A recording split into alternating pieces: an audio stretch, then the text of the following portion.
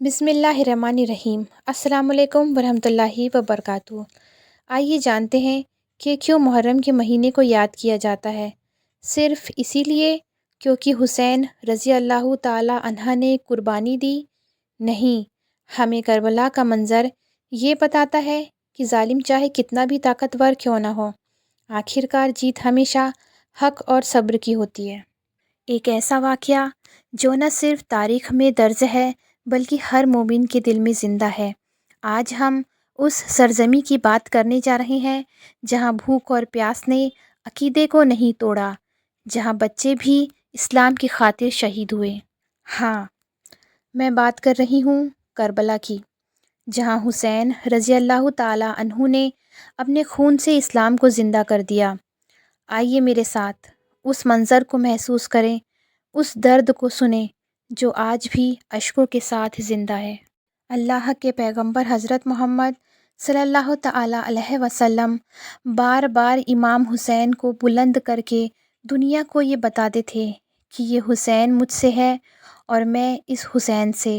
اے لوگو، اگر اس حسین پر کبھی کوئی مشکل وقت آ جائے اور یہ تم سے مدد طلب کرے تو اس کا ساتھ دینا، کیونکہ یہ جنت کے جوانوں کا سردار ہے، میرا خون ہے، میری اولاد ہے۔ لیکن افسوس، ابھی رسول اللہ کی رحمت کو تھوڑا وقت ہی گزرا تھا کہ کربلا کے میدان میں ایک طرف 9 لاکھ کا مجمع تھا تو دوسری طرف وہ حسین جس کو اللہ کے رسول اپنے کندھوں پر سوار کیا کرتے تھے۔ امام حسین علیہ السلام اپنے نانا کی امت کو بار بار کہتے رہے کہ کیوں میرا راستہ روکا ہے؟ اے لوگو، پہچانو، میں تمہارے نبی کا نواسہ ہوں۔ کیوں 3 دن سے میرے بچوں کو پیاسا رکھا ہے؟ کیوں میرے عزیز و اقارب کو شہید کیا؟ بتاؤ، کیا میں نے رسول اللہ کی شریعت میں ترامیم کی ہے؟ کسی انسان کا حق کھایا ہے؟ کسی انسان پہ ظلم کیا ہے؟ اتنے میں فوج یزید ایک آواز میں کہنے لگی، اے حسین، ہم صرف تجھے تیرے بابا علی کے بغض میں قتل کر رہے ہیں تاکہ یزید ہماری جھولیاں دولت سے بھر دے۔ امام حسین نے فرمایا، اے لوگو، آج جس اسلام کا عالم تمہارے ہاتھوں میں بلند ہے، یہ عالم میرے بابا علی نے بلند کیا تھا۔ مت بھولنا، خیبر و خندق میں اگر علی نہ ہوتے تو اسلام کی فتح ناممکن تھی۔ وہ علی جس نے پوری زندگی اسلام کی تبلیغ کی، حق کو بلند کیا، رسول اللہ کی حفاظت کی، آج اس علی کو یہ عذر دے رہے ہو؟ اور آج اس علی اور اس کی اولاد رسول کو یہ اجر دے رہے ہو؟ اتنے میں یزید کی فوج کے سپاہیوں نے دیکھا کہ فوج میں بغاوت نہ ہو جائے۔ اے شمر، کیا دیکھ رہے ہو؟ حملہ کرو۔ ایک طرف لاکھوں کی فوج نے رسول اللہ کے نواسے پہ حملہ کر دیا۔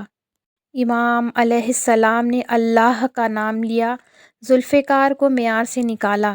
تاریخ گواہ ہے، ایک طرف لاکھوں کا مجمع اور ایک طرف 3 دن کا بھوکا پیاسا ابن حسین ابن علی۔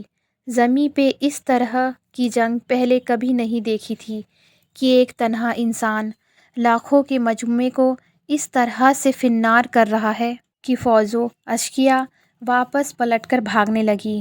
امام حسین یوم یزید سے مخاطب ہو کر فرماتے ہیں، آؤ 3 دن کے بھوکے کی جنگ دیکھو، 3 دن کے پیاسے کی جنگ دیکھو، رسول اللہ کے نواسے کی جنگ دیکھو۔ اس کا جوان بھائی مارا گیا، جس کے جوان بیٹوں کو اس کے نظروں کے سامنے قتل کر دیا گیا، جس نے اپنے ہی ہاتھوں سے اپنے بچے کی قبر بنائی۔ امام حسین شیر کی طرح یزید سے لڑ رہے ہیں، اتنے میں آواز غیب آتی ہے، حسین، تیرا اللہ تجھ سے راضی ہوا، خیموں کو آگ لگا دو۔ بس کچھ ظالموں نے بیبیوں کے خیموں کو آگ لگا دی اور کچھ امام حسین کو دور سے تیر مارنے لگے۔ امام حسین کبھی خیموں کی طرف بڑھتے ہیں تو کبھی فوج کی طرف بڑھتے ہیں۔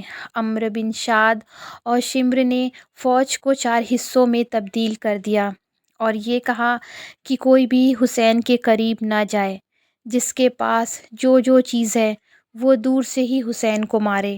جس کے پاس نیزہ تھا اس نے نیزہ مارا، جس کے پاس تیر تھے اس نے تیر مارا، اور جس کے پاس پرچیاں تھی وہ پرچیاں مارنے لگا۔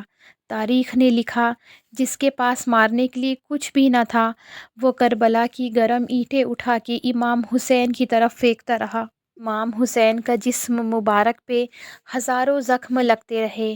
آپ کے جسم مبارک پر اتنے تیر تھے کہ آپ کا جسم مبارک نظر تک نہیں آ رہا تھا۔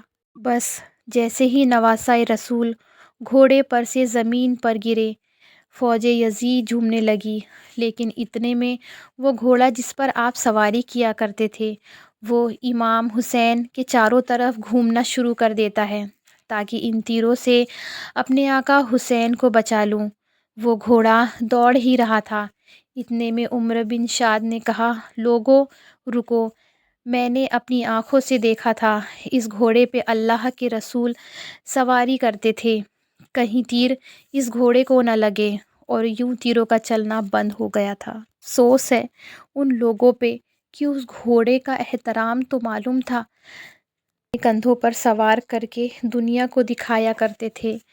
بس امام حسین علیہ السلام اپنا سر زمین کربلا پہ رکھ کے اللہ کا شکر ادا کر رہے ہیں، اور وہاں یزید کے مختلف سپاہی امام حسین کا سر کاٹنے کے لیے قریب آتے ہیں۔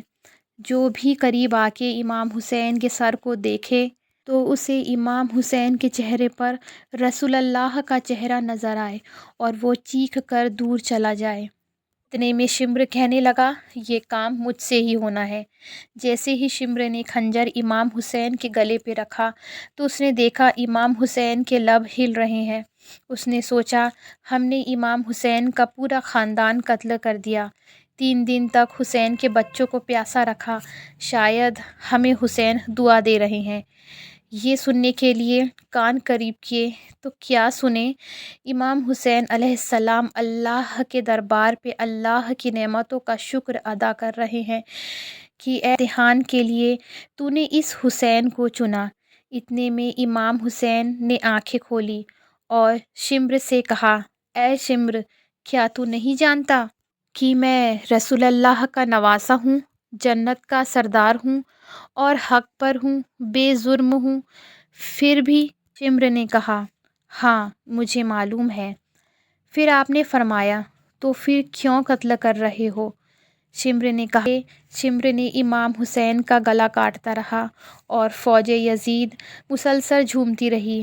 امام حسین کے اسیر قلم الگ ہونے کے بعد سادات کو لوٹا گیا، امام حسین کے سر مبارک کو تلوار کی نوک پر رکھا گیا، بی بی سکینہ کو تماچے مارتے رہے اور رسول اللہ کی نواسیوں کو لوٹا گیا، اور امام حسین کے جسم مبارک کی توہین کرنے لگے۔ تاریخ نے لکھا امام حسین کے جسم پہ جو جو چیزیں تھیں اسے لوٹنے لگے۔ اتنے میں ایک شخص امام حسین کے قریب آیا اور امام حسین نے ہاتھ میں ایک انگوٹھی پہنی تھی، اسے اتارنے کی کوشش کرنے لگا، نہ اتری تو وہ اس نے انگلی کاٹ کے وہ انگوٹھی نکال لے گیا۔ آپ کے جسم مبارک کو رسیوں سے باندھ کر کے کربلا کے اتنے میں عمر بن سعد نے کہا، اے شمر، حسین اور اس کی فوج کا وہ حشر کرو کہ رہتی دنیا تک کوئی بھی یزید کے خلاف آواز نہ اٹھا سکے، سب کے جسم سے سروں کو کاٹ لو اور سب لاشوں کو کچل دو۔ زمین کربلا گواہ ہے کہ کہیں سے کوئی قبیلہ اٹھ کر آتا ہے اور کہتا ہے کہ ہم حسین کی فوج کی لاشوں کو کچلنے نہیں دیں گے۔ بی بی ام لیلہ کا قبیلہ آ کے کہتا ہے کہ ہم علی اکبر کی لاشوں کو اس طرح نقصان پہنچانے نہیں دیں گے۔ بی بی رباب قبائل کے لوگ کہتے ہیں، ہم علی کے سر کی بے ادبی نہیں ہونے دیں گے۔ ایک ایک شہید کی لاش کو جہاں رکھی تھی وہاں سے ہٹایا گیا۔ تاریخ گواہ ہے کہ صرف رسول اللہ کا اکیلا نواسہ کربلا کی گرم زمین پر پڑا رہا۔ مغرب کے گھوڑے مشرق کی طرف، مشرق کے گھوڑے مغرب کی طرف دوڑتے رہے۔ امام حسین کا جسم گھوڑے کے پیروں سے کچلتا گیا۔ امام جعفر صادق علیہ السلام فرماتے ہیں، میرا سلام ہو میرے اس غریب دادا پر جس کی لاشوں کو اس طرح سے کچلا گیا کہ ان کی دائیں پسلیاں بائیں پسلیوں کی طرف چلی گئیں اور بائیں پسلیاں دائیں پسلیوں کی طرف چلی گئیں۔ جن کا سینہ اور پشت ایک ساتھ ہو گیا۔ سلام ہو میرے اس دادا حسین پر جس کے جسم مبارک کے ٹکڑوں کو زمین کربلا پر بکھیرا گیا۔ سلام ہو اس حسین پر، سلام ہو اس حسین پر، سلام ہو اس حسین پر۔